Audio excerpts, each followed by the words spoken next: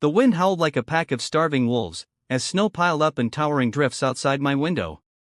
The streetlights flickered, barely visible through the blizzard's thick, swirling fury. Somewhere out there, buried beneath nature's wrath, was the woman responsible for this mess, Karen Witherspoon. President, neighborhood dictator, and the reason I was currently sipping hot cocoa instead of clearing the streets with my snowplow. She had banned it. Said it was an eyesore. Now, with the storm of the century hammering our town, she was out there, screaming for help. Trapped in her driveway, buried under 5 feet of snow. And me? I was about to enjoy the greatest moment of karma I had ever witnessed. 2 weeks ago, I never would have imagined this moment. Back then, it was just another Tuesday in the quiet president-controlled suburb where I lived. I had moved here a few years ago, thinking it would be a nice place to settle down, affordable, decent neighbors, nothing crazy. That was before I realized the true power of the homeowners association. And at the heart of it all was Karen. 50-something. Permanently scowling. Armed with an arsenal of president violation notices. She made it her life's mission to enforce rules no one cared about. The color of your shutters. The height of your grass. Even the type of trash cans you used. Everything was under her watchful eye. And God help you if you broke a rule. Unfortunately, I had something Karen despised more than anything, a snowplow. Not just any snowplow, but a beautiful, powerful beast of a machine that could clear an entire street in minutes. I used it every winter, helping neighbors dig out of bad storms, and even making a little side money on the worst days. It was loud. It was big. And according to Karen, it was ruining the charm of the neighborhood. She had been after me for months, complaining that it didn't fit the aesthetic. And then, just before winter truly hit, she got her way. The president meeting was a nightmare. Karen, standing at the front of the room with her ridiculous clipboard, looked smug as she announced the new community aesthetic regulation.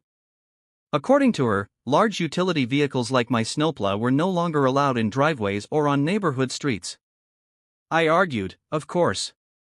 I pointed out that we lived in a place where winters were brutal, where storms could leave us stranded for days if roads weren't cleared. But Karen waved me off with that condescending smirk she always wore. The city plows will handle it, she said, dismissing me like I was some child. Besides, your machine is an eyesore. We have standards in this community. The worst part? Most of the president board, a bunch of spineless followers, nodded along with her. A few neighbors looked uncomfortable, but no one spoke up. I was furious. How could people be this blind? This stupid? But I knew arguing with Karen was pointless. She had power. And she loved wielding it. So, I did what I could. I warned them. I told them they were making a terrible mistake. That they would regret this decision when the next big storm hit. Karen laughed. Actually laughed. Oh please, she said, you're acting like we live in the Arctic. A little snow never hurt anyone. A little snow, right? 2 weeks later, the blizzard hit. It wasn't just bad. It was historic.